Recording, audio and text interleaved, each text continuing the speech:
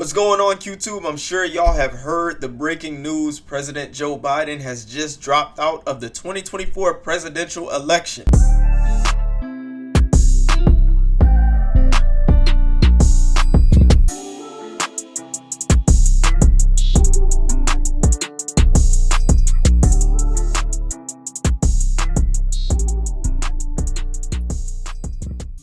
It released a statement via X. My fellow Americans, over the past 3.5 years, we have made great progress as a nation. Today, America has the strongest economy in the world. We've made historic investments in rebuilding our nation, in lowering prescription drug costs for seniors, and in expanding affordable health care to a record number of Americans. We've provided critically needed care to 1 million veterans exposed to toxic substances, passed the first gun safety laws in 30 years, appointed the first African-American woman to the Supreme Court, and passed the most significant climate legislation in the history of the world. America has never been better positioned to lead than we are today. I know none of this could have been done without you, the American people. Together, we overcame a once-in-a-century pandemic and the worst economic crisis since the Great Depression. We've protected and preserved our democracy, and we've revitalized and strengthened our alliances around the world. It has been the greatest honor of my life to serve as your president, and while it has been my intention to seek re-election, I believe it is in the best interest of my party and the country for me to stand down and focus solely on fulfilling my duties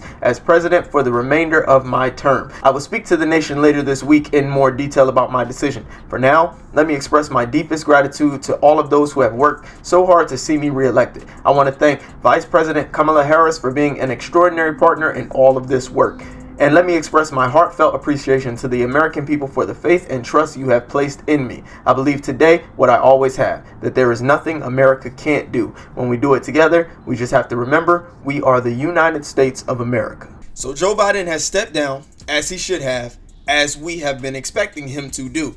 Dementia is one hell of a disease. And I don't believe Joe Biden would have survived another 4 years in his current condition.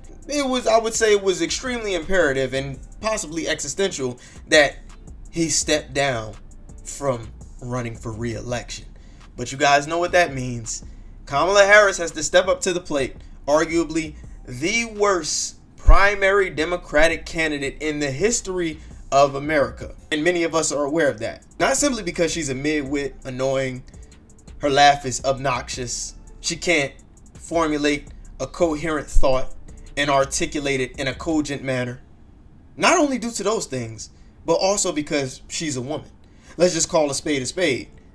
We don't need the most powerful nation in the world being ran by a woman. Now, I have a feeling that the election is going to be more competitive than what people are making it out to be. You know, a lot of people got really happy, and of course Donald Trump thinks he's going to win this in a landslide, but I'm not too sure considering DEI, diversity, equity, and inclusion. She is a woman, which is an oppressed and protected class in a sense, and she identifies as black, which is an oppressed and protected class. So I'm eager to actually see how this plays out, despite the confidence that I have in her not becoming president. Because as I said, we don't need a woman running this country. And I was scrolling Instagram and I happened to see a post about Charleston White giving his brutally honest thoughts on how he feels about Kamala Harris becoming president. And I gotta say, I concur. Man, they got me up. I wouldn't dare vote for no black bitch. And listen, I was raised by black women. I got a grandmother, I got black sisters, but I wouldn't dare put no black woman in no motherfucking position of the White House. The commander-in-chief of the military, a black woman. Not only that, a mixed black married to a white man. Her pH balance is way off with that white dick. Man, you can't make me believe. Hell no. Man, Kamala Harris got a white boy. Her pH balance is off, and her mental stability got to be off. A hoe would have thrown off pH balance unless she's sneaking and fucking a nigga. Now, if she's sneaking and a nigga, then we might can let her be vice president. But there's no way. America, I'd rather for black people to go back to slavery than let a black woman run this goddamn country. Don't do it. Say, listen, man, I'm against anything with a black woman running shit, motherfucker.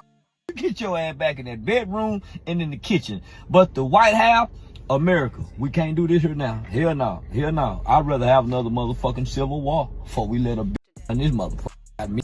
Now, aside from Charleston's vulgarity and facetiousness, I gotta say I agree wholeheartedly with what he's saying. I gotta agree. Now, and as I said, we're gonna just call it what it is, because I don't hold my tongue for anybody. I can be just as repugnant when it comes to the realities of what should and shouldn't be done and human nature and just all the ugly truths about the world that we typically don't want to accept due to political correctness. But we definitely don't need a black woman in the most powerful position in the world, or a woman who identifies as a black woman, because that's her meal ticket. That's her trump card. That's what she's going to use. She's low IQ. She's not funny.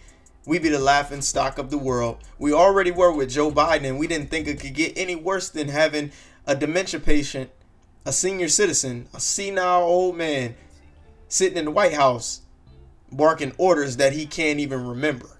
We definitely don't need Kamala Harris. We don't need her to represent the best interests of us, because she's not in our best interest to be president. As I said, I wholeheartedly agree with Charleston White, and I honestly don't know how this is going to turn out. I'm actually a little nervous, because it could turn out in a way to where we make history in the wrong way.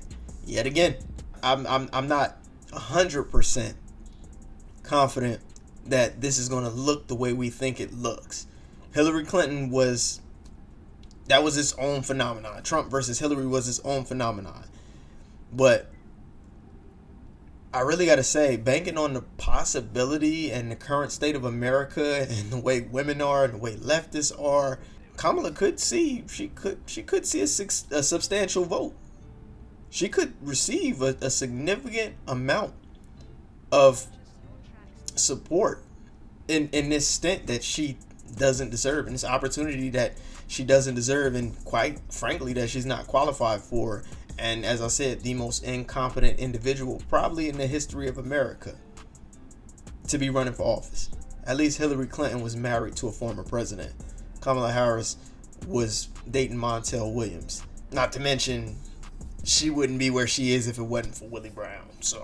But Joe Biden's out, and it appears to be a clear path to victory for Trump, but I'm not super sold on that yet. So we just gonna have to wait and see how this plays out.